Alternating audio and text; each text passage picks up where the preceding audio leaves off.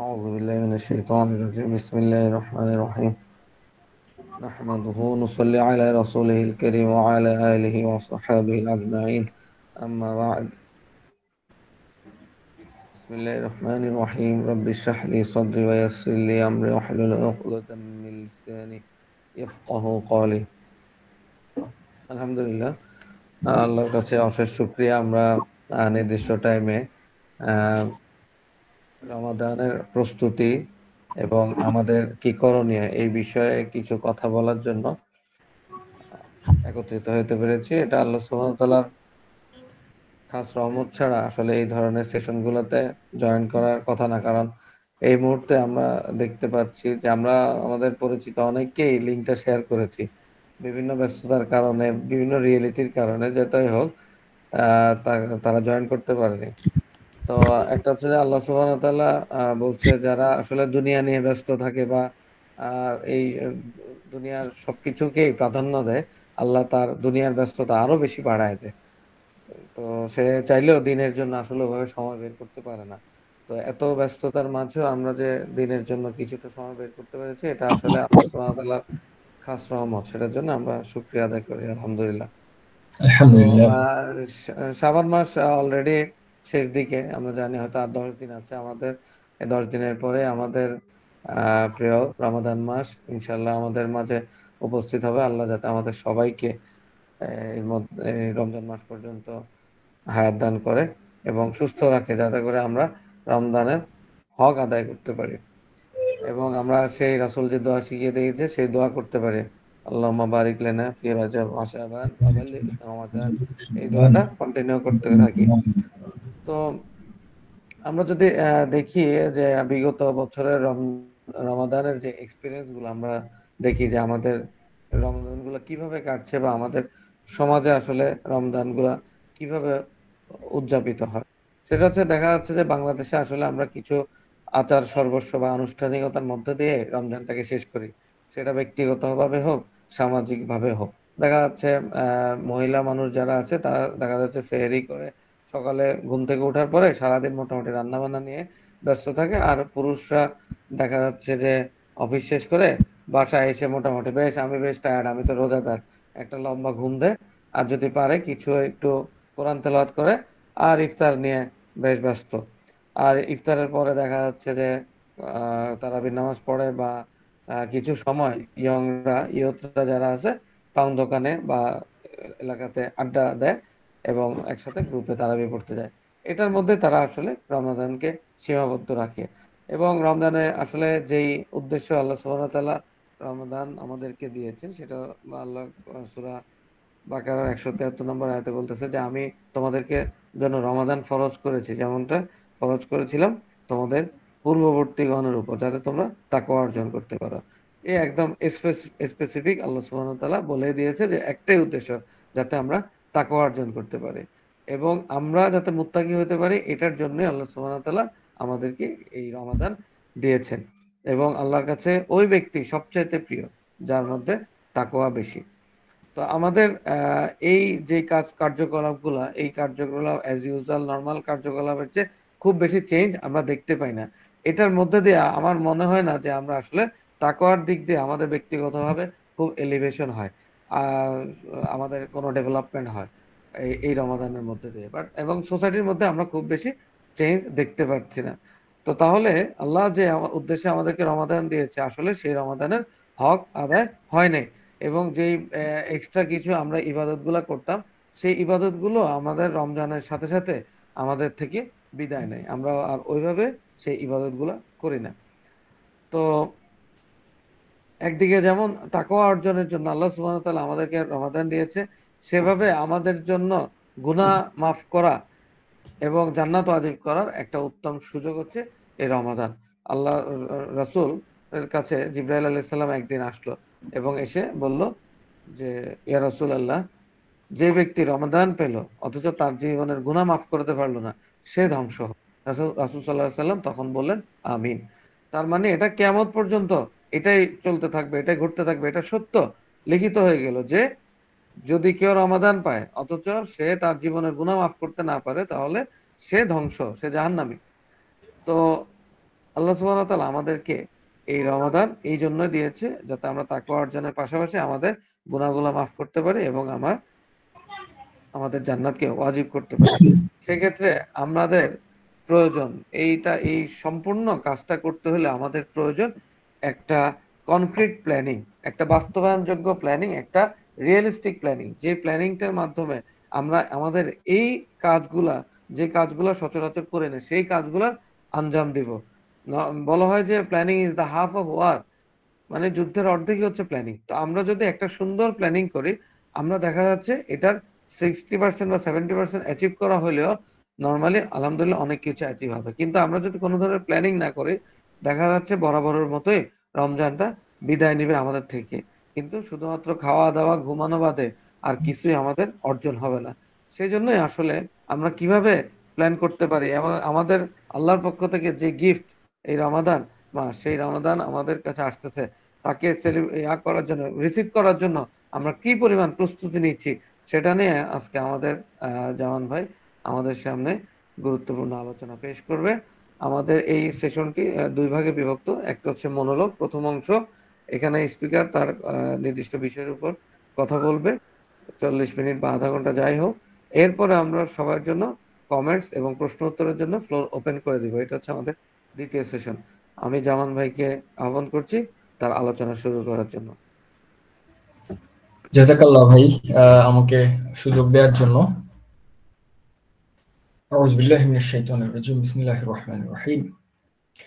ইন্নাল হামদালিল্লাহ নাহমাদুহু ওয়া নাস্তাঈনুহু ওয়া নাস্তাগফিরুহু ওয়া নাউযু বিল্লাহি মিন শুরুরি আনফুসিনা ওয়া মিন সাইয়্যাতি আমালিনা মান ইয়াহদিহিল্লাহু ফালা মুদিল্লা লাহু ওয়া মান ইউদ্লিলহু ফালা হাদিয়া লাহু وأشهد أن لا إله إلا الله وحده لا شريك له وأشهد أن محمدا عبده ورسوله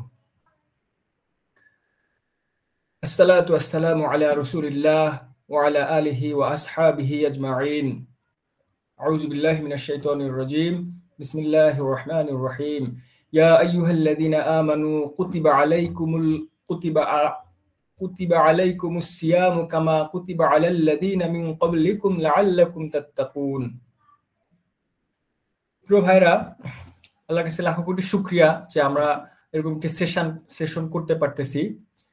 তো আমি যে আয়াতটা পড়লাম সেখানে আল্লাহ তাআলা বলতেছেন, হে ঈমানদারগণ, তোমাদের উপর রোজা ফরজ করা হয়েছে যেমন ফরজ করা হয়েছিল তোমাদের পূর্ববর্তীদের উপর, যাতে তোমরা তাকওয়া অর্জন করতে পারো। দেখেন, রমজান একটা আসলে অত্যন্ত বরকতময়, অত্যন্ত ফজিলতপূর্ণ, প্রতিটা মুহূর্ত ফজিলতে ভরা একটা মাস, যেটা আল্লাহর পক্ষ থেকে আমাদের জন্য একটা গিফট। আমরা আমাদের লাইফে যতগুলো রমজান পাই, সেই রমজানগুলো হচ্ছে আমাদের জন্য স্পেশাল একটা গিফট আল্লাহর পক্ষ থেকে। যেমন আমরা জানি এই রমজানে কোরআন নাজিল হয়েছে। হ্যাঁ, এই রমজান কোরআন নাজিলের কারণে অনেক সম্মানিত একটা মাস। এই মাসে অনেক বেশি সুযোগ থাকে তাকওয়া অর্জন করার জন্য, এবং এটাই আলটিমেটলি এই রমজান মাসের মেইন অবজেক্টিভ আল্লাহর পক্ষ থেকে। একই সাথে আমরা জানি এই মাসে একটি রাত রয়েছে যেটি 1000 রাত অপেক্ষা উত্তম, এবং আমরা জানি যে এই মাসে একটি ফরজ আদায় করলে 70টি ফরজের আদায় করার সমান সওয়াব পাওয়া যায়। একই সাথে আমরা জানি যে এই মাসে তাকওয়া এবং খুশুখুজুর পরিবেশ বেশি থাকে, খুশুখুজু অর্জন করাটাও সহজ হয়। একই সাথে আমরা জানি এই মাসে দান সাদাকারও ফলাফল বা দান সাদাকার পুরস্কার আল্লাহ তাআলা অনেক বাড়িয়ে দেন। হ্যাঁ, এই মাসে জান্নাতের বিশেষ দরজা সমূহ খুলে দেওয়া হয়। এই মাসে শয়তানকে শৃঙ্খলিত করে রাখা হয়। এই মাসে জাহান্নাম থেকে একটি বিশাল সংখ্যক মানুষকে মুক্ত করা হয় এবং জাহান্নামের দরজা সমূহকে বন্ধ করে রাখা হয়। তো এরকম বরকতময় ফজিলতপূর্ণ একটি মাস আমাদের সামনে, আমাদের দুয়ারে নক করতেছে, সামনে প্রতীক্ষা করতেছে, এবং আমরা ওই মাসকে রিসিভ করার জন্য অপেক্ষা করতেছি। কিন্তু আমি যদি একটা উদাহরণ দেই, আহমদ একটি কাল্পনিক চরিত্র। হ্যাঁ, তার একটি রমাদানকে কেন্দ্র করে তার প্ল্যানিং এবং তার যে আকাঙ্ক্ষা, সেই আকাঙ্ক্ষার একটা মানে গল্প যদি আমরা একটু সামনে নিয়ে আসি। চিন্তা করেন যে আহমদ রমজানকে রিসিভ করার জন্য অনেকদিন ধরে অপেক্ষা করতেছে, সে টাইম কাউন্ট করতেছে। যে কাউন্ট একদিন 2 দিন কমতেছে টাইম, যেমন অলরেডি আজকে 21 তারিখ, হয়তো 28 তারিখ অথবা 1 তারিখে আমরা রমজান শুরু হয়ে যাবে। তো ঠিক তেমনি ভাবে আহমদ শুনলো যে রমজান শুরু হয়ে গিয়েছে, তো সে খুব খুশি। হ্যাঁ, এই রমজানটা তার জন্য খুশির কারণ এর জন্য যে সে এই রমজানটাকে একটু অন্যভাবে, ভিন্নভাবে, অন্য আরো তার জীবনের গত রমজানগুলা থেকে একটু বিশেষভাবে পালন করতে আগ্রহী। তো এই জন্য সে খুব সুন্দরভাবে প্রস্তুতি নিয়ে তারাবির জন্য বের হয়ে গেল, যথারীতি নামাজ পড়লো। কিন্তু 1 সপ্তাহ পরে সে দেখলো যে সে সেটা খুব ভালোভাবে মেনটেন করতে পারতেছে না। তার সে অনেকগুলা ইফতার পার্টিতে জয়েন করেছে, হ্যাঁ, তার পরিমাণ থেকে বেশি সে খেয়ে ফেলতেছে। এত বেশি ইফতার করার পরে সে স্বাভাবিকভাবে তারাবিতে কনসেন্ট্রেশন দিতে পারতেছে না। একই সাথে সে কোরআন তেলাওয়াতের জন্য যে সে প্ল্যান করেছিল সে অনুযায়ীও সে আসলে ওই অনুযায়ী প্ল্যানটা মিট আপ করতে পারতেছে না।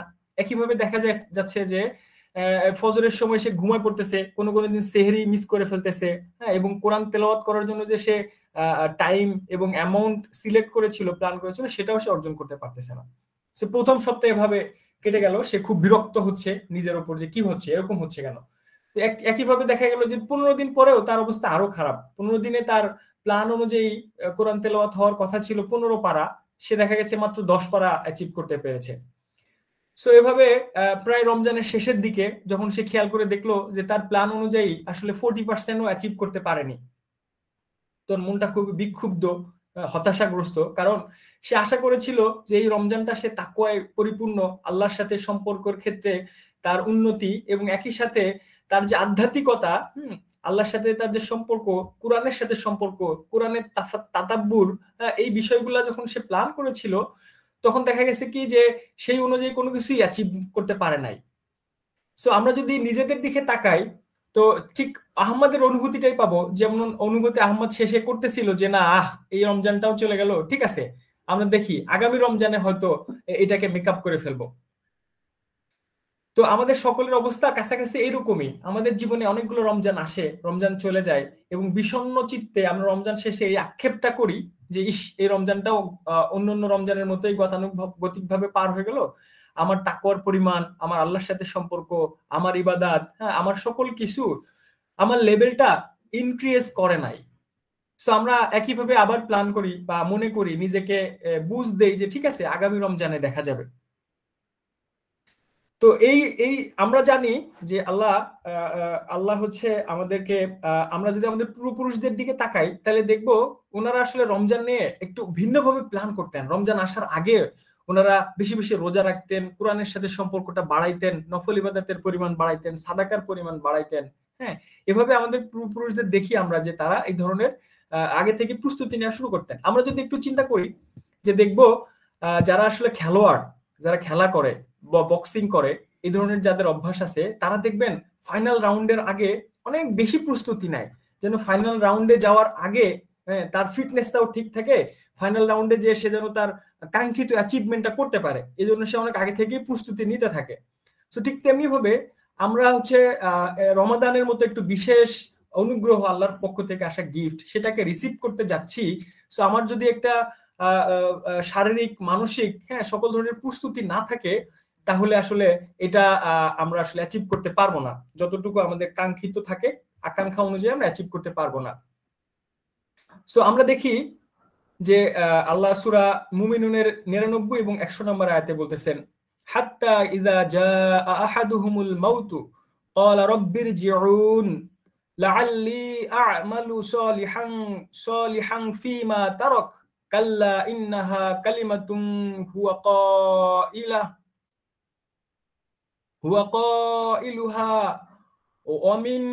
ومن ورائهم برزخ إلى يوم يبعثون। আল্লাহ বলতেছেন যে পরিশেষে যখন তাদের কারো মৃত্যু উপস্থিত হয়ে যাবে, তখন সে বলবে, হে আমার প্রতিপালক, আমাকে পুনরায় দুনিয়াতে প্রেরণ করুন, যাতে আমি যা দুনিয়াতে ছেড়ে এসেছি সেখানে গিয়ে সৎ কাজ করতে পারি। আল্লাহ বলবেন, কাল্লা, কখনো না, এটা একটা কথার কথা যা সে মুখে বলেছে মাত্র। হ্যাঁ, তাদের অর্থাৎ মৃতদের সামনে রয়েছে বারজাখ, যা তাদের পুনরুত্থিত করার দিন পর্যন্ত বিদ্যমান থাকবে। তো চিন্তা করেন, এই যে মৃত্যু, মৃত্যুর পরে আসলে দুনিয়াতে ফেরত আসার আর কোনো সুযোগ নাই, কিন্তু এই সুযোগ না থাকা সত্ত্বেও মুমিন এবং গুনাহগার সকলেই মৃত্যুর পরে দুনিয়াতে ফেরত আসতে যাবে। যারা মুমিন তারা আরো বেশি নেক কাজ করে আল্লাহ সন্তুষ্টি অর্জন করার জন্য দুনিয়াতে আসতে যাবে, আর যারা নেককার নয়, গুনাহগার, আল্লাহর অবাধ্য বান্দা, তারা তাদের এই গুনাহ থেকে বাঁচার জন্য এবং আল্লাহর ইবাদত করে আল্লাহর সন্তুষ্টি অর্জন করে মৃত্যুবরণ করার জন্য আবার দুনিয়াতে আসতে যাবে। কিন্তু আল্লাহ তাআলার এই সুযোগটা আর নাই। ঠিক তেমনি ভাবে আমরা যদি আজকে একটু খেয়াল করি, একটু চিন্তা করি, আমাদের অন্তরে আমাদের এই যে ফিজিক্যাল প্রিপারেশনের থেকে মূলত মানসিক প্রিপারেশনটা বেশি জরুরি। হ্যাঁ, মানসিক প্রিপারেশন, কেননা আমাদের মনের যে অবস্থা, সেই অবস্থার উপর ভিত্তি করে আমাদের ফিজিক্যাল অ্যাক্টিভিটি গুলা নিয়ন্ত্রিত হয়। সো ঠিক আমরা যদি চিন্তা করি যে এই যে রমজানটা আসতেছে, এটা হচ্ছে আমার সেই অপরচুনিটি, আল্লাহ হয়তো আমাকে একটা অপরচুনিটি দিয়েছেন যে আমি মৃত্যুর পরে আবার এই দুনিয়াতে ফেরত এসেছি। সো এটাই আমার জীবনের সর্বশেষ রমজান। এই রমজানের পরে হয়তো আমি আর রমজান নাও পেতে পারি। সো এভাবে যদি আমি চিন্তা করি, তাইলে আমার, যেমন রাসূল সাল্লাল্লাহু আলাইহি সাল্লাম বলেছেন, তুমি চিন্তা করো যে এইটাই তোমার জীবনের শেষ নামাজ। যদি কেউ জানে যে এই নামাজের পরে আর সে আর দ্বিতীয় নামাজ পড়ার সুযোগ পাবে না, তাহলে তার নামাজটা যত সুন্দর হবে। ঠিক তেমনি ভাবে আমরা যদি আজকে আমাদের মনের অবস্থাটা এখানে নিয়ে যাই যে এই রমজানই আমার শেষ রমজান, এরপরে হয়তো আমি আর রমজান নাও পেতে পারি, তাহলে আমার মানসিক অবস্থা যেমন হবে সেটা একটা মানে এর আগ পর্যন্ত হচ্ছে এই অবস্থায় আর আমি কখনো ফিল করি নাই, এরকম একটা অবস্থা তৈরি হবে। সো আমরা আসলে সবাই একটু মনে মনে ফিল করি, চিন্তা করি, একটু মুরাকাবা করি, একটু মুরাকাবা করি, যে চিন্তা করি যে না, এই রমজানের পর আমি আর কোনো রমজান হয়তো পাবো না, নাও পাইতে পারি। এবং আপনি যদি চিন্তা করেন যে সারা জীবনে আসলেই আমরা কয়টা রমজান পাই, বুঝতে পারার পর থেকে হয়তো 40টা, 35টা, 50টা, 60টা কেউ কেউ। তো এই রমজান গুলা নাম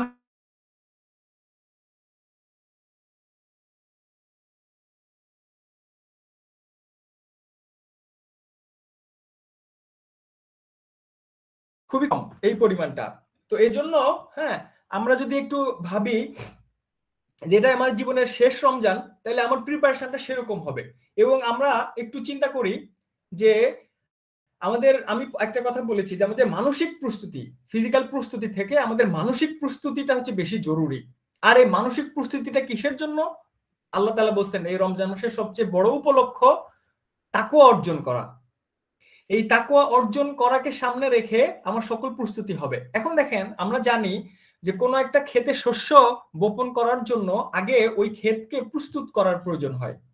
ওই ক্ষেতটাকে যদি আমি নিড়ানি দেই, প্রিপেয়ার করি, তাইলে ওইখানে যদি বীজ বপন করা হয়, তাহলে ওই বীজটা থেকে সহজে ফল লাভ করা সম্ভব হয়। ঠিক তেমনি ভাবে আমরা যদি চিন্তা করি যে আমাদের সকল কিছু নিয়ন্ত্রিত হচ্ছে কি আমাদের অন্তরের অবস্থার উপর। সো আমাদের অন্তরের অবস্থা ইবাদতকে বা তাকওয়াকে অর্জন করার জন্য, আল্লাহর সন্তুষ্টি অর্জন করার জন্য সবচেয়ে বেশি যে জিনিসটা ভূমিকা রাখবে সেটা হচ্ছে কি আমার মৃত্যুর স্মরণ। এই মৃত্যুর স্মরণ হচ্ছে কি আমাকে তাকওয়ার কাছাকাছি পৌঁছে দিবে। সো এই মৃত্যুর স্মরণ আমাদেরকে কি বলে, আমাদেরকে কি করবে, আল্লাহর দিকে আরো বেশি এক ধাপ আগায় দিবে, এই তাকওয়া অর্জনের দিকে আমাদেরকে আগায় দিবে। যেমন আমরা দেখি, আল্লাহ রাসূল সাল্লাল্লাহু আলাইহি সাল্লাম বলেছেন যে স্মরণ করো সেই মৃত্যুকে যা সকল আনন্দকে ধ্বংস করে দেয়। স্মরণ করো সেই মৃত্যুকে যা সকল আনন্দকে ধ্বংস করে দেয়। রাসূল সাল্লাল্লাহু আলাইহি সাল্লাম আরেকটা হাদিসে বলেছেন মৃত্যু হচ্ছে সুখ বিনাশকারী, মৃত্যু হচ্ছে সুখ বিনাশকারী।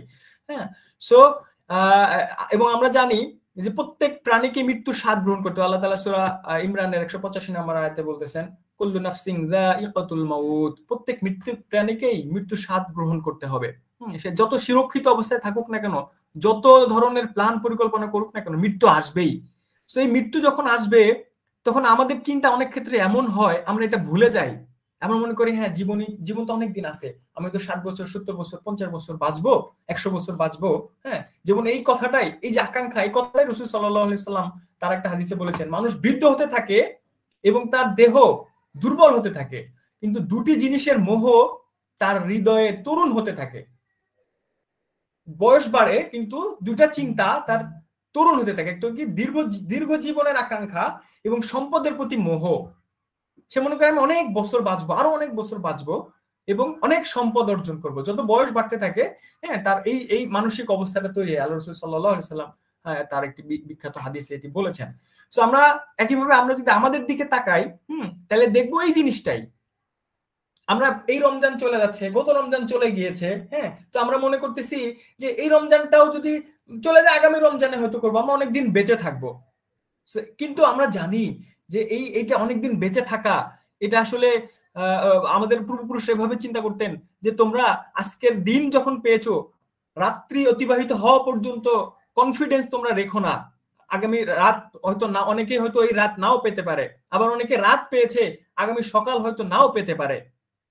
সেভাবেই নিজেকে প্রস্তুত করা, মানসিক অবস্থাকে প্রস্তুত করা। হ্যাঁ, আমরা জানি যে আমরা ওমর বিন আব্দুল আজিজ রহিমাহুল্লাহ, হ্যাঁ, খোলাফায়ে রাশেদার একজন সদস্য, উনি হচ্ছে প্রতি রাত্রে বিভিন্ন ফকিহদেরকে ডাকতেন এবং উনি সকলকে নিয়ে মৃত্যুর কথা, কিয়ামতের কথা, পরকালের কথা আলোচনা করতেন এবং ওনারা এমন কান্নাকাটি করতেন যেন তাদের সামনে কোন মৃত ব্যক্তির লাশ রাখা আছে। আমরা জানি বিশিষ্ট সাহাবী আবু দারদা রাদিয়াল্লাহু তাআলা আনহু, উনি বলেন 3 ব্যক্তির আচরণ আমাকে খুব অবাক করে। কি বলতেছেন? 3 ব্যক্তির আচরণ আমাকে খুব অবাক করে। বলছেন যে দুনিয়ার চিন্তায় নিমগ্ন, অথচ মৃত্যু তাকে খুঁজে ফিরছে, সারাক্ষণ মৃত্যু তাকে খুঁজতেছে, কিন্তু সে দুনিয়া নিয়ে ব্যস্ত, দুনিয়ায় নিমগ্ন। 2 নম্বর ব্যক্তি যে জীবন নিয়ে উদাসীন, অথচ তার হিসাব নিকাশ উদাসীনতার শিকার নয়। হ্যাঁ, 3 নাম্বার তিনি বলতেছেন যে প্রাণ খুলে হাসছে, অথচ তার জানা নেই যে সে আল্লাহকে সন্তুষ্ট করেছে নাকি অসন্তুষ্ট করেছে। প্রিয় ভাইরা, আমাদের এই মৃত্যু স্মরণই একমাত্র আমাদেরকে সঠিক পথে রাখতে পারে। আমরা যদি ফ্রিকোয়েন্টলি মাঝে মাঝে, এবং রাসূল সাল্লাল্লাহু আলাইহি ওয়াসাল্লাম এটা বলেছেন যে প্রতি 2 দিনের মধ্যে মিনিমাম একবার, উনি ওসিয়াত সম্পর্কে একটি হাদিসে এটা বলেছেন যে ওসিয়াতকৃত কোনো ব্যক্তির ক্ষেত্রে ওই ওসিয়াত অন্যের কাছে ট্রান্সফার করা, 2 দিনের মধ্যে ট্রান্সফার করা ব্যতীত রাত অতিবাহিত করা ঠিক নয়। তার মানে কি মিনিমাম 2 দিনের মধ্যে একবার করে মৃত্যুর স্মরণ, এই হাদিস দ্বারা মোটামুটি একটু প্রুভড হয় আর কি। সো আমরা যদি একটু মাঝে মাঝে চিন্তা করি যে আজরাইল আসছে আমাকে, আমার জীবন নেয়ার জন্য আসছে, আমার হচ্ছে কবরের জীবন, আমার হাসরের জীবন, আমার ফুলসিরাত, আমার জান্নাত জাহান্নাম, হ্যাঁ, আমাকে ওই একাকী কবরে থাকতে হবে, এই কবরের জন্য আমার প্রস্তুতি কি, এই বিষয়গুলো যদি আমরা মাঝে মাঝে একটু আমাদের দিলের মধ্যে আনি, তাহলে দেখব যে আমাদের অন্তর ওই দুনিয়া নিয়ে আর ব্যস্ত হয়ে যাবে না। এই রমজানের প্রত্যেকটা মুহূর্ত, প্রত্যেকটা সেকেন্ড কিভাবে ইফেক্টিভলি আমরা কাজে লাগাতে পারি, সেভাবে আমাদের অন্তর প্রিপেয়ার্ড হবে। তো আমরা ভাইরা বলতেছিলাম আমাদের রমজানের উদ্দেশ্য হচ্ছে তাকওয়া অর্জন।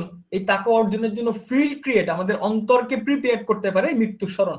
সো আমাদের এই মৃত্যু স্মরণটা আমাদের অন্তরকে প্রিপেয়ার করার জন্য আমরা ফিকির করব, মুরাকাবা করব, চিন্তা করব, নিরিবিলি একটি সময় নির্ধারণ করে, হ্যাঁ, আল্লাহ আমাকে কতদিন হায়াত রাখছেন, আমার আজল, আমার অ্যাক্টিভিটি, এগুলো নিয়ে আমরা কি চিন্তা করব, হ্যাঁ, আমাদের অন্তরকে প্রিপেয়ার করার জন্য। এটা হচ্ছে রমজানকে রিসিভ করার একটা অংশ। এরপরে আমরা যদি একটু তাকওয়ার দিকে দেখি, আমাদের এই রমজানের সবচেয়ে বড় উদ্দেশ্য তাকওয়া অর্জন। তো আমরা তাকওয়া কি? হ্যাঁ, তাকওয়া হচ্ছে যে আল্লাহ তাআলা সূরা ইমরানে, হ্যাঁ, বলতেছেন কি যে ইয়া আইয়ুহাল্লাযীনা আমানুত্তাকুল্লাহা হাক্কা তুকাতিহি ওয়া লা তামুতুন্না ইল্লা ওয়া আনতুম মুসলিমুন। আল্লাহ বলতেছেন হে মুমিনগণ, তোমরা আল্লাহকে ভয় করো যেভাবে ভয় করা উচিত, এবং তোমরা মুসলমান না হয়ে মৃত্যুবরণ কইরো না। হ্যাঁ, তো রাসূল সাল্লাল্লাহু আলাইহি সাল্লাম উনি বলতেছেন যে ব্যক্তি মিথ্যা কথা এবং সে অনুযায়ী কাজ করাকে বন্ধ না করে, তার জন্য শুধু শুধু উপবাস থেকে লাভ নাই, শুধু শুধু রোজা থেকে লাভ নাই। তার মানে কি তাকওয়া অর্জন করতে হবে। তাকওয়া হচ্ছে কি, আমরা জানি ওমর বিন আব্দুল আজিজ রহিমাহুল্লাহর একটা বিখ্যাত উক্তি আছে, উনি বলেন তাকওয়া দিনের বেলা রোজা রাখা এবং রাতের বেলা নামাজরত অবস্থায় থাকাকে অথবা উভয়ের মিশ্রণকে বোঝায় না, বরং তাকওয়া বলতে আল্লাহ যা হারাম করেছেন এবং আল্লাহ তাআলা, হ্যাঁ, যেগুলা হারাম করেছেন এবং যেগুলা ফরজ করেছেন, হারাম করেছেন সেগুলা থেকে বিরত থাকা, এবং যেগুলা করতে বলেছেন, ফরজ করেছেন, সেগুলা করা, এটার নামই হচ্ছে তাকওয়া। এবং কেউ যদি এটা করে, হ্যাঁ, আল্লাহ তাআলা সেই ব্যক্তির জন্য ভালো কিছু রেখেছেন। এটা ওনার একটা বিখ্যাত উক্তি। সো আমরা জানি তাইলে তাকওয়া হচ্ছে কি, হ্যাঁ, আল্লাহর ক্রোধ থেকে নিজেকে বাঁচানো, আল্লাহর ক্রোধ থেকে নিজেকে বাঁচানো, এটাই হচ্ছে তাকওয়া। আল্লাহর অসন্তুষ্টি থেকে নিজেকে রক্ষা করা, এটাই হচ্ছে যে তাকওয়া। সো এই তাকওয়া অর্জনের জন্য হচ্ছে আমরা এই রমাজানকে ঘিরে অনেকগুলা প্ল্যানিং, অনেকগুলো অ্যাসপেক্ট আছে। তো একটি আলোচনায়, একটি সেশনে আসলে সকল বিষয় নিয়ে আলোচনা করা সম্ভব না। তারপরও আমি একটি বাস্তব ভিত্তিক প্ল্যানিং অনেকগুলো, আমি কয়েকটা বিষয়ে বলবো, ইম্পর্টেন্ট কয়েকটা এরিয়াতে হচ্ছে যে এই প্ল্যানিংটা কিভাবে কাজ করতে পারে, এগুলো একটু ডিসকাশন করব। অনেকগুলো বিষয় বলবো না, কিছু বিষয় বলবো আর কি। যেমন আমরা জানি যে রমজানের সবচেয়ে বড় একটি উপলক্ষ এবং আল্লাহ সবচেয়ে বড় পছন্দনীয় ইবাদত হচ্ছে সালাত, নামাজ। হ্যাঁ, তো এই নামাজ হচ্ছে আল্লাহ তাআলা হাসরের ময়দানে প্রথম নামাজের হিসাব নেবেন, এবং যার নামাজের হিসাব সহজ হয়ে যাবে তার বাকি হিসাবগুলা সহজ হয়ে যাবে। তো আমরা এই রমজানকে কেন্দ্র করে ফরজ নামাজগুলাকে সাজাই, ফরজ নামাজগুলাকে একটু গুরুত্ব দেই, ফরজ নামাজগুলা জামাতের সাথে আদায় করি। ফরজ নামাজগুলো জামাতের সাথে আদায় করার জন্য শুধু মানে দৌড়ে যে নামাজ জামাতের সাথে আদায় করলাম ব্যাপারটা এমন না। নামাজের জন্য আজকে সুন্দর ড্রেসটি পরা, নামাজের যে হক আদায় করে, ফরজকে ফরজ মনে করে জামাতের সাথে আদায় করা। এবং আমরা যদি একটু চিন্তা করি, এই যে রমজান মাসে 3 রাকাত ফরজ নামাজ জামাতের সাথে আদায় করলে 13 লক্ষ গুণেরও বেশি আল্লাহ তাআলা সওয়াব দিতে পারেন। কিভাবে? আমরা জানি জামাতের সাথে আদায় করলে 27 গুণ বেশি সওয়াব হয়। আবার আল্লাহ রাসূল সাল্লাল্লাহু আলাইহি ওয়াসাল্লাম বলেন রমজানে একটি ফরজ আদায় করলে 70 গুণ বেশি সওয়াব পাওয়া যায়। আবার আপনি আরেকটা হিসাব করেন, আল্লাহ রাসূল সাল্লাল্লাহু আলাইহি ওয়াসাল্লাম বলেছেন যে খুশুক হুজুর সাথে যদি আর কেউ নামাজ আদায় করে আল্লাহ তাআলা 10 থেকে 700 গুণ পর্যন্ত এটার সওয়াব বাড়িয়ে দিতে পারেন, এর মর্যাদা বাড়ায় দিতে পারেন, তাই না? তাইলে আমরা যদি এইগুলো গুণ করি তাহলে দেখবো যে 3 রাকাত নামাজেই অলমোস্ট 13 লক্ষ গুণেরও বেশি সওয়াব আল্লাহ তাআলা আমাদেরকে দিতে পারেন। তার মানে কি এই জামাতের সাথে নামাজগুলোকে আমরা আদায় করার চেষ্টা করি, এটাকে অনেক বেশি গুরুত্ব দেই।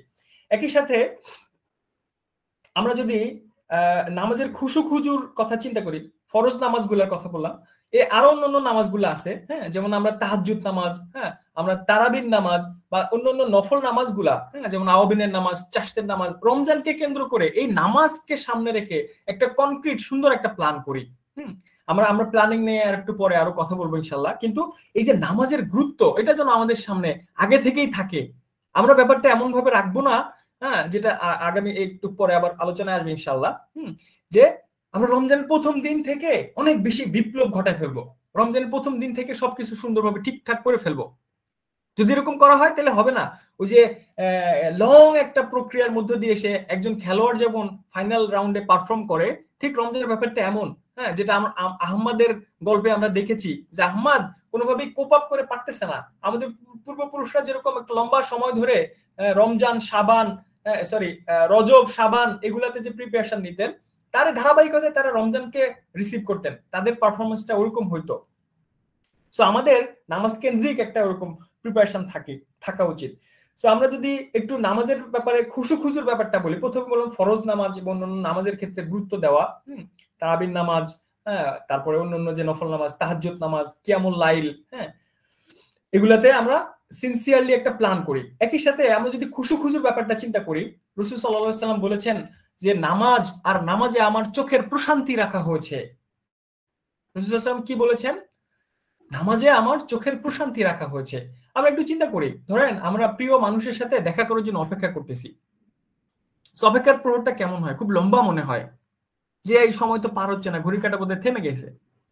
কিন্তু যখন আসলে আমার প্রিয় মানুষের সাথে দেখা হয়, তখন মনে হয় কি এই মুহূর্তটা খুব দ্রুত শেষ হয়ে যাচ্ছে, টাইম দ্রুত পার হয়ে যাচ্ছে। আমাদের আকাঙ্ক্ষা জন্মে এই টাইমটা যদি শেষ না হইতো, আমার এই প্রিয় মানুষের সাথে সাক্ষাৎ পরবর্তী সময়টা যদি কিয়ামত পর্যন্ত লম্বা হয়ে যাইতো, তাহলে খুব খুশি হইতো। ওই মানুষটার মনের আকাঙ্ক্ষা ওরকম থাকে। আপনি এই অবস্থাটা নিজের সাথে একটু মিলান। যেমন দেখেন আল্লাহ সূরা তাওবার 24 নম্বর আয়াতে কি বলেছেন? আউযু বিল্লাহি মিনাশ শাইতানির রাজিম। কুল ইন কানা আবাউকুম ওয়া আবনাউকুম ওয়া ইখওয়ানুকুম ওয়া আজওয়াজুকুম ওয়া আশীরাতুকুম ওয়া আমওয়ালুক তারাফতুমুহা ওয়া তিজারাতুন তাখশাউনা কাসাদাহা ওয়া মাসাকিনু তারদাউনাহা আহাব্বা ইলাইকুম মিনাল্লাহি ওয়া রাসূলিহি ওয়া জিহাদিন ফি সাবিলিহি ফাতারাব্বাসু হাত্তা ইয়াতিয়াল্লাহু বিআমরিহি আল্লাহু লা ইয়াহদিল কওমাল ফাসিকিন। আল্লাহ বলেছেন, হে মুসলিমগণ, হে নবী, মুসলিমদেরকে বলুন, তোমাদের কাছে যদি আল্লাহ, তার রসুল এবং তার পথে সংগ্রাম করা অপেক্ষা যদি বেশি প্রিয় হয় তোমাদের পিতা, তোমাদের সন্তান, তোমাদের ভাই, তোমাদের স্ত্রী, তোমাদের খানদান বংশ, মানে সন্তান সন্ততি, তোমাদের সেই সম্পদ যা তোমরা অর্জন করেছো, তোমাদের সেই ব্যবসা যার মন্দা হওয়ার আশঙ্কা করো, এবং সেই ঘর যেখানে থাকতে তোমরা পছন্দ করো, হ্যাঁ, এটার অপেক্ষা যদি আল্লাহ এবং তার রসুলের কে ভালোবাসা এবং আল্লাহর পথে সংগ্রাম করাটা যদি বেশি পছন্দনীয় না হয়, তবে অপেক্ষা করো আল্লাহর ফয়সালা আসা পর্যন্ত। আমরা একটু মিলাই এখানে, ধরেন আমাদের ঘরের কথা চিন্তা করি, আমরা সুন্দর করে গোছাইয়ে প্রস্তুতি নিয়ে একটা সুন্দর ঘর বানাইছি, ওই ঘরটা দেখার পরে আমার অনুভূতিটা কেমন হয়? অথবা আমি অনেক সম্পদ জমাইছি, এই সম্পদ জমানোর পরে আমার অন্তরের অবস্থা কেমন হয়? আমার অন্তরটা খুশি খুশি থাকে।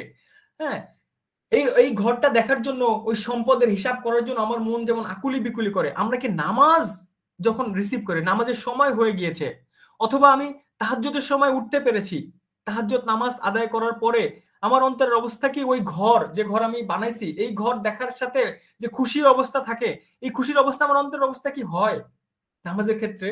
যদি আমার নামাজের ক্ষেত্রে এরকম মনে অন্তরের অনুভূতি হয়, তাহলে বুঝবো যে না, আল্লাহর প্রতি, আল্লাহর ইবাদতের প্রতি, আল্লাহর সন্তুষ্টির প্রতি আমার আগ্রহ আছে, আমার ভালোবাসা আছে। আর যদি এই অনুভূতি না হয়, তাহলে ভাই এই অনুভূতি আনার জন্য আমাদের চিন্তা ফিকির করতে হবে। আল্লাহর ইবাদতের প্রতি ভালোবাসা, অন্তরের অবস্থা যদি এরকম না হয়, আমরা একটু নিজে চিন্তা করে দেখি, আমি নামাজ পড়তেছি, এটা কি আসলে আল্লাহ বলছেন একটা হুকুম কোন রকম পালন করতেছি, নাকি আসলে নামাজের প্রতি আমার আন্তরিকতা, ভালোবাসা, নামাজ আমাকে আনন্দ দেয়? রাসূল সাল্লাল্লাহু আলাইহি ওয়াসাল্লাম যেরকম বলেছেন যে নামাজ, সালাত হচ্ছে আমার চোখের শীতলতা। আমার ক্ষেত্রে যদি ওরকম অনুভূতি না হয়, তাহলে আমাদের রিথিঙ্ক করতে হবে। এই রমজান যেন আমাকে ওই রিথিঙ্কিং এর একটা উপলক্ষ হয় প্রিয় ভাইরা। একই সাথে আমরা রমজানে আমরা জানি রাসূল সাল্লাল্লাহু আলাইহি ওয়াসাল্লাম অনেক সুন্দর সুন্দর দোয়া করতেন। হ্যাঁ, অনেক সুন্দর সুন্দর দোয়া করতেন রাসূল সাল্লাল্লাহু আলাইহি সাল্লাম। তো আমরা যদি রাসূল সাল্লাল্লাহু আলাইহি সাল্লামের একটি দোয়ার একটু অনুবাদ একটু দেখি, হ্যাঁ, তাহলে দেখতে পাবো রাসূল কত সুন্দর দোয়া করতেন। রাসূল দোয়া করতেছেন, হে আল্লাহ, নিশ্চয়ই আমি আপনার আশ্রয় চাই অলসতা, অতি বার্ধক্য, গুনাহ ও ঋণের বোঝা থেকে, কবরের সংকট ও আযাব থেকে, জাহান্নামের সংকট ও আযাব থেকে, এবং প্রাচুর্যের অনিষ্টতা থেকে। হ্যাঁ, আমি আপনার পানাহ চাই দারিদ্র থেকে, আপনার আশ্রয় চাই মসিহ দাজ্জালের অনিষ্ট থেকে। হে আল্লাহ, আপনি আমার সমুদয় গুনাহ বরফ শীতল পানি দিয়ে ধুয়ে দিন, আমার অন্তর যাবতীয় পাপ থেকে পরিচ্ছন্ন করুন,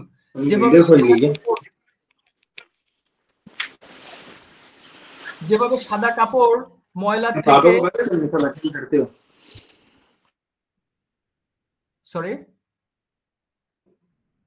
যেভাবে সাদা কাপড় থেকে ময়লা পরিচ্ছন্ন করা হয়, আমার ও আমার গুনাহ সমূহের মধ্যে এতটা দূরত্ব আপনি সৃষ্টি করে দিন, যতটা দূরত্ব আপনি পূর্ব ও পশ্চিম প্রান্তের মাঝে করেছেন। আল্লাহ রাসূল সাল্লাল্লাহু আলাইহি ওয়াসাল্লাম কত সুন্দর দোয়া করতেন। হ্যাঁ, দোয়া করার মাধ্যমে আমরা আল্লাহর নৈকট্য অর্জন করতে পারি। আল্লাহ তাআলা চান আমরা যেন তার কাছে আকাঙ্ক্ষা করি, তার কাছে ভিক্ষা চাই, আল্লাহর কাছে চাইলে আল্লাহ খুশি হন। সো এই রমজানে, হ্যাঁ, নামাজের পরে রুকুতে আমরা বেশি বেশি দোয়া করব। আল্লাহ রাসূল সাল্লাল্লাহু আলাইহি ওয়াসাল্লাম বলেন, তোমরা রুকুতে বেশি আল্লাহর মাহাত্ম্য বর্ণনা করো, আর সেজদাতে আল্লাহর কাছে বেশি বেশি দোয়া করো। সো আমরা এই রমজানের সেজদা গুলাতে অনেক বেশি আল্লাহ রাব্বুল আলামিনের কাছে দোয়া করব। এভাবে হচ্ছে আমাদের আল্লাহর সাথে সম্পর্কটা বাড়ায় নিব ইনশাআল্লাহ। প্রিয় ভাইরা, তো আমরা নামাজ সম্পর্কে, নামাজ অনেক বড় একটা আহকাম, নামাজ সম্পর্কে কিছু কথা আলোচনা করলাম। এখন আমরা আসি রমজান সম্পর্কে, মানে সাওম নিয়ে, রোজা নিয়ে। আমার এই রমজানের প্ল্যানিংটা কেমন হওয়া উচিত? আমরা কি আসলে শুধু মানে ওই উপোস থাকার মতো সবাই রোজা রাখতেছে এই জন্য আমরা না খেয়ে আসি, রোজাকে কি এভাবে দেখবো? সেভাবে দেখবো না। কারণ আমরা আজকের এই আলোচনার পরে আমরা অবশ্যই আমাদের অন্তরের অবস্থার পরিবর্তন ঘটানোর জন্য চেষ্টা করব, এবং আল্লাহর কাছে ওই দোয়া করব, ইয়া মুকাল্লিফাল কুলুব সাব্বিত কুলুবানা আলা দীনিক, মানে অন্তরসমূহের পরিবর্তনকারী আল্লাহর কাছে আমরা আমাদের অন্তর দ্বীনের দিকে ঝুঁকাই দেন, সেজন্য আল্লাহর কাছে দোয়া করব। এবং আমরা আশা করব যে এই আজকের আলোচনার পরে আমরা যারা আলোচনা শুনতেছি তাদের অন্তরের অবস্থা পূর্বের মতো যেন না থাকে। অবশ্যই আমরা এটার ব্যাপারে এফোর্ট দিব ইনশাআল্লাহ। সো রাসূল সাল্লাল্লাহু আলাইহি ওয়াসাল্লাম তার একটি হাদিসে বলতেছেন, রমজান শুধুমাত্র না খেয়ে থাকার নাম না, হ্যাঁ, রোজা হচ্ছে ঢাল স্বরূপ। হ্যাঁ, কেউ যেন অশ্লীলতা বা অন্যান্য সমস্ত মূর্খের আচরণ থেকে বিরত থাকার চেষ্টা করে। কেউ যদি তার সাথে ঝগড়া করতে আসে বা অশ্লীল কথা বলে, খারাপ কথা বলে, কটু কথা বলে, সে যেন 2 বার বলে যে আমি রোজাদার, তাই না? এবং রমজানের আরো অনেক ফজিলত আছে, হ্যাঁ। এবং আমরা জানি রমজানে রাইয়ান নামে জান্নাতের একটি বিশেষ দরজা আছে, যেখানে রোজাদাররা ওই দরজা দিয়ে প্রবেশ করবে। প্রিয় ভাইরা, আমরা রমজানের একটা এক্সটেন্সিভ প্ল্যান নিয়ে একটু কথা বলি যদি, হ্যাঁ। এই জিনিসটা যদি আমরা আসলে একটু প্র্যাকটিক্যালি দেখি যে আমাদের রমজানের প্ল্যানিংটা কেমন হবে, তাইলে একটু এই জায়গাটা একটু একটু খেয়াল করব, একটু ফোকাস করব যে আসলে রমজানের প্ল্যানিংটা আমার কেমন হওয়া উচিত। আমি একটু আমার এই যে আমার একটা ফরম্যাট, এই ফরম্যাটটা যদি একটু শেয়ার করি, তার সাথে আপনারা নিজেদের ফরম্যাটটা একটু মিলাই নেবেন যে আগামী রমজানে আপনার প্ল্যানিংটা কেমন হওয়া উচিত। প্রিয় ভাইরা, কেউ যদি কনসেন্ট্রেশন বিভিন্ন দিকে যেয়ে থাকে, তাহলে কাইন্ডলি একটু কনসেন্ট্রেশনটা এখানে নিয়ে আসি, হ্যাঁ। একটু ফিকির করি, আল্লাহ তাআলা আমাদেরকে উপকৃত হওয়ার তৌফিক দান করেন। দেখেন, মূলত রমজানে 3 ধরনের প্রস্তুতি আছে। একটা হচ্ছে আল্লাহ রাব্বুল আলামিন রমজানকে প্রস্তুতি হিসেবে প্রস্তুতি দিয়েছে, আল্লাহর একটা প্রিপারেশন আছে। একই সাথে দুনিয়াদারদের একটা প্রস্তুতি থাকে, মুমিনের রোজা নিয়ে একটা প্ল্যানিং থাকে। সো আমরা যদি একটু সামারি বলি, আল্লাহ রাব্বুল আলামিন রমজানকে কিভাবে দেখেন, হ্যাঁ। রমজানে অল্প মাত্র কয়েকটা দিন, 30টা দিন, কিন্তু অনেক বেশি আনলিমিটেড রিওয়ার্ড রাখছেন আল্লাহ তাআলা। আমরা জানি এই রমজানে কদর আছে, তাই না? সবে কদর, যেটা 1000 রাত অপেক্ষা উত্তম। একই সাথে আমরা একটু আগে একটা হিসাব দেখাইলাম যে মাত্র 3 রাকাত বা 4 রাকাত নামাজ পড়ে 13 লক্ষ গুণেরও বেশি এটা মর্যাদা পাওয়া সম্ভব, তাই না? সো আল্লাহ তাআলা অল্প সময়ে বেশি আনলিমিটেড রিওয়ার্ড রাখছেন এই রমজান মাসে। আল্লাহর একটা প্রিপারেশন, আল্লাহ রমজানকে এভাবে রাখছেন।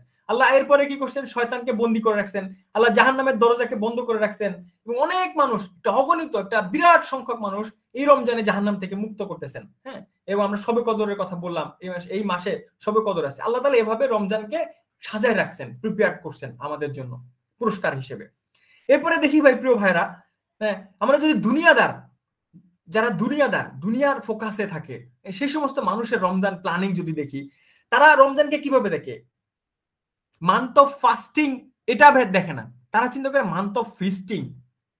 তারা কিভাবে উদরপূর্তি করবে, অনেকগুলা ইফতার পার্টিতে যাবে প্রতিদিন, সকালে মানে ইফতারিতে এতগুলা খাবার খাবে, হ্যাঁ, তারপরে সেহরিতে সে দুনিয়ার যত অ্যারেঞ্জ করা সম্ভব ততগুলা খাবার সে অ্যারেঞ্জমেন্ট করবে। মানে মনে হয় যেন রমজান মাস আসছে শুধুমাত্র খাওয়া দাওয়া করার জন্য। খাওয়া দাওয়া নিয়ে তার বিভিন্ন রকম প্ল্যানিং থাকে। তারপরে বেশিরভাগ ক্ষেত্রে দুনিয়া কেন্দ্রিক চিন্তাশীল যে সমস্ত মানুষ, তাদের রোজা রাখার উদ্দেশ্য হয়েছে কি, সবাই রোজা রাখতেছে, আমি যদি রোজা না রাখি তাহলে কেমন দেখায়, লোকে তো খারাপ বলবে। তারপরে দেখেন, যারা দুনিয়া কেন্দ্রিক চিন্তা করে, তারা তাদের অধীনস্থদেরকেও কোনো সুযোগ দেয় না, কাইন্ড অফ। আমরা জানি, আমরা যারা গার্মেন্টসে চাকরি করি, তারা এটা খুব ভালোভাবে জানি, যে অলমোস্ট আসলে খুব বেশি ছাড় পাওয়া যায় না, হ্যাঁ। হয়তো ভোরবেলা আমরা চলে যাই, ফজরের নামাজের পর অফিসে যাই, আর হচ্ছে কি কোন রকম ইফতারটা হয়তো বাসায় এসে ধরি। সো মানে চাইলে তো আসলে এই ধরনের এই চিন্তাটা অন্যভাবে করা যাইতো, তাই না? আমরা হয়তো 2টার পরে অফিস নাও দিতে পারতাম, রমজান মাসে 2 ঘন্টা কম অফিস করতে পারতাম, কারণ কি আমি বাকি 11 মাস হচ্ছে এফোর্ট দিয়েছি। সো অধীনস্থদেরকে, যারা দুনিয়া কেন্দ্রিক চিন্তা করে, দুনিয়ার লাভটা দেখে, হ্যাঁ, অধীনস্থরাও যদি একটু ফুসরত পায় ইবাদত করার, সেই সুযোগটা তারা দিতে চায় না। তারপরে দুনিয়া কেন্দ্রিক যারা রমজান মানে কে সাজাইতে চায়, তাদের একটা রমজান প্ল্যানিং থাকে এভাবে, আমি এই রমজান মাসে অমুক টিভি সিরিজটা শেষ করব, আমার হচ্ছে যে ওই সময়টা আমি অমুক এন্টারটেইনমেন্ট দেখে, অমুক নাটক সিনেমা দেখে ব্যয় করব। সো এটা নিয়ে তার এন্টারটেইনমেন্টের একটা প্ল্যানিং থাকে। একই সাথে কি, তারা খুঁজে কোন মসজিদে খুব দ্রুত তারাবি পড়ে, রকেট গতিতে তারাবি পড়ে, ছোট তারাবি খুঁজে, যে না কোন রকম তারাবি, কোন রকম 10 মিনিট 20 মিনিটে তারাবিটা পড়ে ফেলবো। সো এরকম মানে দুনিয়াদারদের রমজান নিয়ে এরকম একটা প্ল্যানিং থাকে। এখন দেখি আমরা আসলে মানে মুমিনের রমাদান প্ল্যানিংটা কেমন হওয়া উচিত। মুমিনের রমাদান প্ল্যানিং, হ্যাঁ, রমাদানের জন্য আসলে অনেক আগে থেকেই মানসিক একটা প্রিপারেশন নেয়ার কথা, যেটা আমরা আগেই আলোচনা করেছি, যে রমজান রিসিভ করব, টাইম কাউন্ট করতে থাকা, আর 2 দিন আছে, আর 3 দিন আছে, আর 1 ঘন্টা আছে, এখনই আমরা জানতে পারবো। আমরা তো দেখছি ছোটবেলায়, হ্যাঁ, যেদিন রমাদানের চাঁদ ওঠার কথা, সেদিন আমরা নামাজ পড়ে দৌড় দিয়ে বিলের কানায় চলে যেতাম, এই বোধহয় চাঁদে ওঠার খবর পেলাম, চাঁদ ওঠার খুশি, মানে নিউজ পাইলে, চাঁদ দেখতে পাইলে তো সেই খুশি। বিভিন্ন কারণে এই কালচারিংটা অনেক কমে গেছে আমাদের মধ্যে, কিন্তু আমরা ওই ফিকিরটা আমাদের মধ্যে আবার নিয়ে আসি, যে না রমজান আসতেছে, আমরা টাইম কাউন্ট করতেছি, হ্যাঁ, কি বলে ওই যে স্টপ ওয়াচের মতো, হ্যাঁ, কাউন্টডাউন শুরু হয়ে গেছে, এরকম ফিল করা যে রমজান ইজ কামিং, হ্যাঁ, এরকম একটা মানসিক অবস্থা থাকা। একই সাথে কি একটা নিখুঁত প্ল্যান করা, হ্যাঁ, পুরা মাস রোজা রাখা, হ্যাঁ, কিভাবে আমার গুনাহ মাফের সাথে এটাকে সিং করে, মানে আমার রমজান প্রত্যেকটা রোজা হবে কি গুনাহ মাফের জন্য, তাকে অর্জনের জন্য, এটার কি পুরা মাস একটা রোজার প্ল্যান করা। হ্যাঁ, একই সাথে কি রমজানের রাতের সালাত গুলো আমি কিভাবে করব, রাতের সালাতের একটা কনক্রিট প্ল্যান করা টাইম স্লট সহ। হ্যাঁ, আমি প্রতিদিন কি তারাবি পড়ে এসে কিভাবে আমি আরো আমার সময়টা স্পেন্ড করব, আমি রাত্রিতে সেহেরি করার কতক্ষণ আগে উঠবো, কয় রাকাত নামাজ পড়বো, এরকম একটা প্ল্যান করে ফেলা। একই সাথে কি রমজানের শেষ দশক গুলাতে লাইলাতুল কদর সিক করা, এটা হচ্ছে প্ল্যানের অংশ। আমি আগে থেকেই হচ্ছে প্ল্যান করে রাখবো যে না অমুক রাত্রি আমি অন্য সমস্ত কাজ থেকে ফারেক হয়ে লাইলাতুল কদর তালাশ করব। এবং আমরা হচ্ছে আরেকটা প্ল্যানিং করব, রমজান আসার আগেই রমজানের সাথে একটা সম্পর্ক তৈরি করা। যেমন আমরা জানি রাসূল সাল্লাল্লাহু আলাইহি ওয়াসাল্লাম ওই দোয়াটা করতেন, আমাদের লালু ভাই শুরুতে দোয়াটা করলেন, হ্যাঁ, আল্লাহুম্মা বারিক লানা ফি রজব ওয়া শাবান ওয়া বাল্লিগনা রমাদান। এই দোয়া করার মাধ্যমে একই সাথে কি বেশি বেশি রোজা রাখার মাধ্যমে, বেশি বেশি সালাত আদায় করার মাধ্যমে এবং কোরআনের সাথে সম্পর্ক আরো টাইট ভাবে, কোরআনের সাথে সম্পর্ক বাড়ানোর মাধ্যমে আমরা কোরআন আসার আগে থেকেই কোরআনের সাথে সম্পর্কটা বিল্ড করতে থাকি। এটা আমার প্ল্যানের অংশ। একই সাথে দেখেন, হ্যাঁ, কোরআন আসার আগেই আমার গুনাহ সমূহের একটা মূল্যায়ন তৈরি করা। আমরা প্রথম রমজান থেকে করব ব্যাপারটা এমন না। আমরা এটা যদি করতে যাই যে প্রথম রমজান থেকে আমার প্ল্যানটা এক্সিকিউশনে যাব, এক রাত্রে প্রথম রমজানে আমি দুনিয়ার বিপ্লব ঘটায় ফেলবো, তাহলে এটা আসলে কোনো কাজ করবে না, ওই আহমদের মতোই অবস্থা হবে, কিছুদিন পর এক্সস্টেড হয়ে যাবে, হ্যাঁ, এবং প্ল্যানটা কাজ করবে না। সেই জন্য রমজান আসার আগেই আমি আমার কোন গুনাহগুলো আমি পরিত্যাগ করতে পারতেছি না, কোন গুনাহগুলো আমি অনেক দিন ধরে চেষ্টা করতেছি কিন্তু ছাড়তে পারতেছি না, কোন সময়গুলো আমার কোন কাজে কিভাবে নষ্ট হচ্ছে, এটা একটা মূল্যায়ন রেডি করা। এবং সকল ধরনের হারামগুলোকে আইডেন্টিফাই করা, গুনাহের জায়গাগুলোকে আইডেন্টিফাই করা, সেগুলাকে রিমুভ করার জন্য একটা সুন্দর প্ল্যানিং রেডি করা। কারণ আমরা জানি গুনাহ এবং ইবাদতের স্বাদ, গুনাহ এবং ইবাদতের স্বাদ দুটো পাশাপাশি যাইতে পারে না, এর দুই সময় পাশাপাশি যাবে না। আমরা জানি যে আমি হয়তো অনেক সময় কোরআন তেলাওয়াত করেছি, কিন্তু একটা খারাপ দৃষ্টি আমার কোরআন তেলাওয়াতের যে স্বাদ, হ্যাঁ, যে মিষ্টতা, সেটা নষ্ট করে দিতে পারে।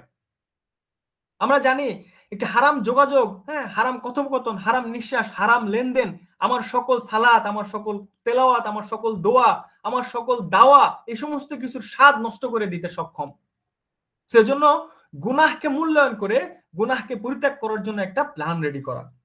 আমরা জানি ইমাম ইবনুল কাইয়্যিম ওনার একটা বিখ্যাত একটা উক্তি আছে যে অন্তরসমূহ কঠিন হয়ে যাওয়া আর আল্লাহর থেকে দূরে যাওয়ার অনুভূতির চেয়ে, অন্তরসমূহ কঠিন হয়ে যাওয়া আর আল্লাহর থেকে দূরে সরে যাওয়ার অনুভূতির চেয়ে কঠিন নিকৃষ্ট কোনো শাস্তি আর হতে পারে না। মানে কি গুনাহ করার দ্বারা আমাদের অন্তর কঠিন হইতে থাকে এবং আল্লাহর থেকে আমাদের সম্পর্ক দূর হইতে থাকে। যদি এরকম হয়, এটা হচ্ছে দুনিয়া একজন মানুষের জন্য সবচেয়ে বড় শাস্তি, প্রিয় ভাইরা। সো আমরা রমজানকে সামনে রেখে আমার দুনিয়ার কাজসমূহ এবং এই যে ইবাদত সম্পর্কিত ব্যাপারগুলো নিয়ে একটা সমন্বিত কম্বাইন একটি প্ল্যান রেডি করা। হ্যাঁ, এবং একই সাথে আমরা জানি অনেকগুলো কারণে আমাদের প্ল্যানগুলো কি ফেইলড হয়।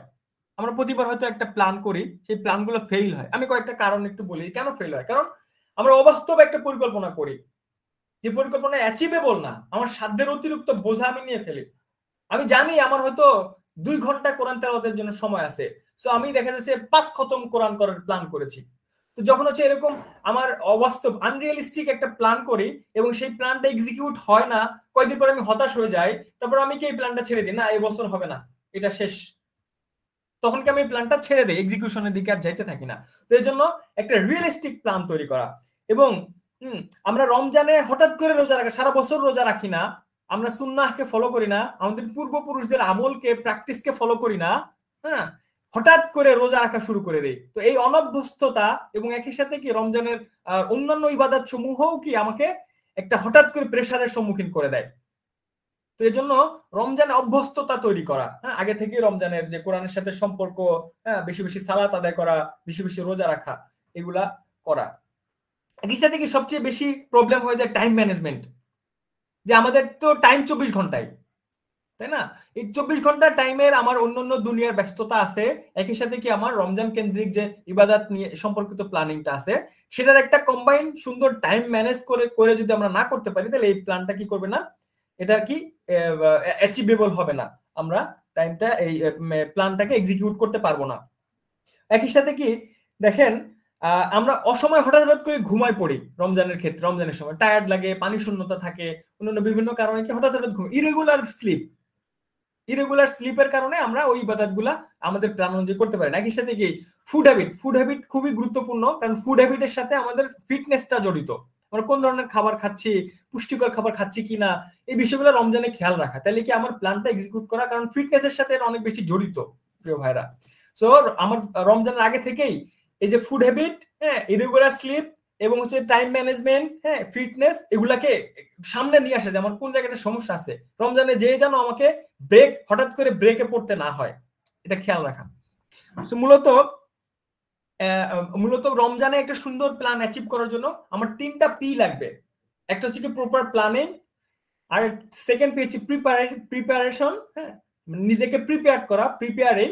থার্ড হচ্ছে কি প্র্যাকটিসিং, আমি যে প্ল্যান করতেছি, হ্যাঁ, এবং নিজেকে প্রিপেয়ার করতেছি এবং ওটাকে প্র্যাকটিস করতেছি, তাইলে কি হবে, হ্যাঁ, আমার আসলে সুন্দর একটা প্ল্যান রেডি হবে। আমি কি কোন কোন জিনিসগুলোকে সামনে রেখে আমার প্ল্যানটা রেডি করব?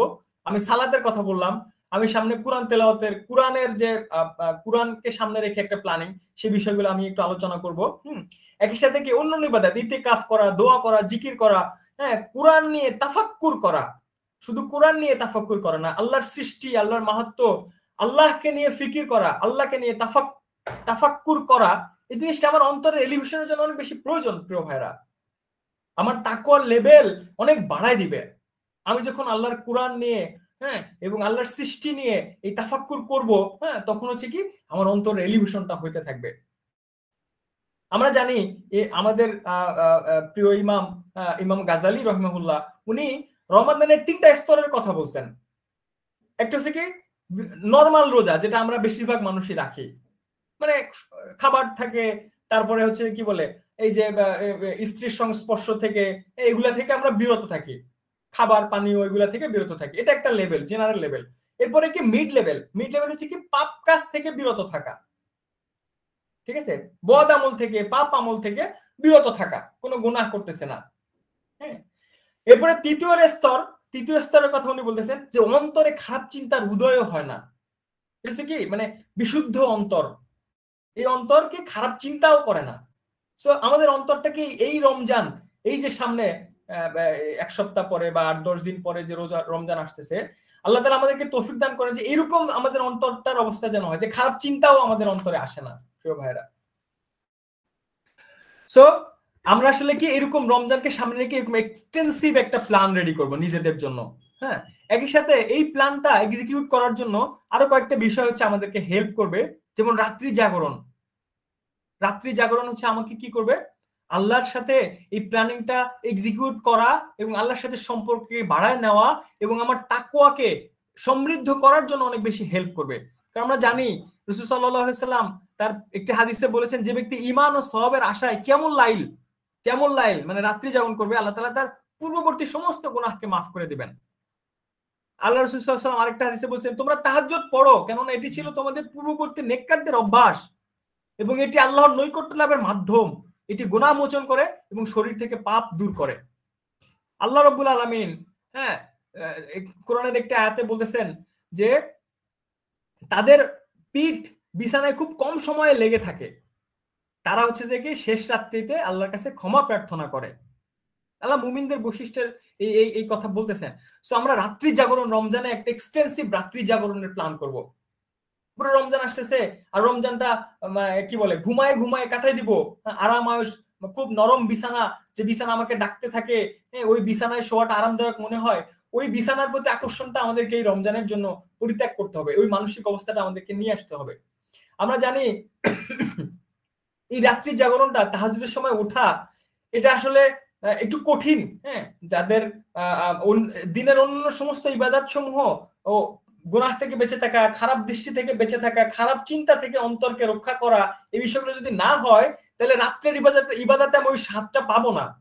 হাসান বসরি রহমাহুল্লাহ, ওনাকে জিজ্ঞেস করা হয়েছিল, এটা রমজানের বাইরের কথা বলতেছি, হ্যাঁ, ওনাকে জিজ্ঞেস করা হয়েছিল, শায়খ আমি তো রাত্রে ওঠার অনেক চেষ্টা করি কিন্তু আসলে আমি পারি না। তো হাসান বসরি রহমাহুল্লাহ উনি বললেন যে রাত্রি জাগরণ তাহাজ্জুদের ইবাদত হচ্ছে অনেক সম্মানিত একটা ইবাদত। তোমার দিনের অন্যান্য সমস্ত আমল যদি সুন্দর না হয় তাহলে তুমি এই ইবাদত অনেক ক্ষেত্রে করতে পারবা না। হাসান বসরি রহিমাহুল্লাহ উনি আরেকটা বলেছেন যে রাত্রি জাগরণ সম্পদ ব্যয়ের থেকে কঠিন কোন আমল আমার জানা নাই, এবং উনি বলছেন তাহাজ্জুদ আদায়কারীদের চেহারা কিছুটা উজ্জ্বল হয়। কেন? কারণ আল্লাহ তাআলা তার নূর থেকে রাত্রি জাগরণকারীদের কিছু নূর প্রদান করেন। প্রিয় ভাইরা, আমরা রাত্রি জাগরণ নিয়ে আমাদের একটি প্ল্যান থাকা উচিত। হ্যাঁ, যে কোন সময় উঠবো, হ্যাঁ কখন উঠবো, এবং আমরা জানি যে শেষ শেষ দশকে লাইলাতুল কদর আছে। হ্যাঁ, সো আমরা হচ্ছে লাইলাতুল কদর তালাশ করার জন্য রাত্রি জাগরণ করব। এটা হচ্ছে আমাদের প্ল্যানের অংশে আসা উচিত, আসতে হবে ইনশাআল্লাহ। এরপরে হচ্ছে যে কোরআন তেলাওয়াত, আমরা কোরআন তেলাওয়াত নিয়ে একটা এক্সটেন্সিভ প্ল্যান করা উচিত আমাদের। কারণ আমি প্রতিদিন কতটুকু কোরআন তেলাওয়াত করব, কখন কোরআন তেলাওয়াত করব, হ্যাঁ এগুলো শুধু কোরআন তেলাওয়াত করব না, এবং কত পেজ করে কোরআন তেলাওয়াত করব, হ্যাঁ সেই অনুযায়ী আমার আসলে আমলটা ঠিক মতন পারতেছি কিনা, এই মুহাসাবা, হ্যাঁ এই যে আত্মসমালোচনা, এই মুহাসাবাটাও মেইনটেইন করা। কারণ আমি জানি দুনিয়ার বহুত ক্ষেত্রে আমরা অনেক প্ল্যান করি, ওই প্ল্যান কোনো কাজেই আসবে না যদি ওই প্ল্যানটা এক্সিকিউট এবং চেক এন্ড ব্যালেন্স না করা হয়, কন্ট্রোল না করা হয়। সো আমরা শুধু প্ল্যান করেই ছেড়ে দিব না, এটা চেক করবো যে না আমার আসলে ওই প্ল্যান অনুযায়ী আমরা আগাচ্ছি কিনা। এবং শুধুমাত্র কোরআন তেলাওয়াতই করব না আমরা, হ্যাঁ শুধুমাত্র কোরআন তেলাওয়াতই করব না, কারণ এটার অর্থ বোঝার চেষ্টা করব এবং তাফসির গুলা অধ্যয়ন করব। তাহলে এটা হচ্ছে কি, আমি যখন মানে আমার অন্তরের অবস্থা এমন হবে, আমি হয়তো কোনো সময় আযাবের আয়াত তেলাওয়াত করতেছি, তখন আমার অন্তর ব্যথিত হবে, দুঃখ পাবে, কষ্ট পাবে, ব্যথা যন্ত্রণায় ভরে যাবে, আমি হচ্ছে যে কি বলে আযাবের ভয়ে ভীত হব। আবার যখন হচ্ছে পুরস্কারের আয়াত তেলাওয়াত করব, আমার অন্তর খুশি হয়ে যাবে, আল্লাহর পুরস্কারের আশায় আসন্নিত হবে। সো ঠিক এইরকম ভাবে কোরআন তেলাওয়াত করা, হ্যাঁ কোরআনকে ওরকম ফিল করা, কোরআন নিয়ে তাফাক্কুর করা, হ্যাঁ তাইলে হচ্ছে কি এই কোরআন আমাকে ওই তাকওয়ার দিকে নিয়ে যেতে সাহায্য করবে। হ্যাঁ, ঠিক একইভাবে আমরা জানি আমাদের পূর্বপুরুষদের দেখি একটু তাকাই, হ্যাঁ তাহলে দেখবো ওনারা আসলে ওইভাবেই দেখতেন। ওমর রাদিয়াল্লাহু তাআলা আনহু ওনার সামনে যখন এই আয়াত পড়া হলো, ইদা ইদা সামাউ ইদাস ওয়া ইজাস সুহুফু নুশিরাত, এই আয়াত যখন পড়া হলো ওয়া ইজাস সুহুফু নুশিরাত, এটা পড়া হলো, এটার অর্থ হইছে কি, এবং যখন আমলনামা খুলে দেওয়া হবে, এই আয়াতটা যখন ওনার সামনে পড়ে উনি বেহুশ হয়ে গেলেন। চিন্তা করেন, মানে তাদের সাথে কোরআন ইন্টারঅ্যাক্ট করতো, কোরআনের আয়াত তাদের সাথে ইন্টারঅ্যাক্ট করতো। সো আমাদের সাথেও আমরা যখন কোরআন নিয়ে ফিকির করব, তাফাক্কুর করব, তখন হচ্ছে কোরআন আমাদের সাথে ইন্টারঅ্যাক্ট করবে। এই রমজান আমাদের কোরআনের সাথে এরকম সম্পর্কের জন্য একটা কি বলে একটা উপলক্ষ হয়ে যাক, আল্লাহ তাআলা আমাদেরকে এইভাবে কবুল করেন। প্রিয় ভাইরা, শেষ পয়েন্ট, হ্যাঁ শেষ পয়েন্ট হচ্ছে কি, আমরা শুধুমাত্র এই যে পুরো ব্যাপারগুলো এটাকে পুরো নিজে কেন্দ্রিক করলাম, নিজের সাথে আল্লাহর সম্পর্ক।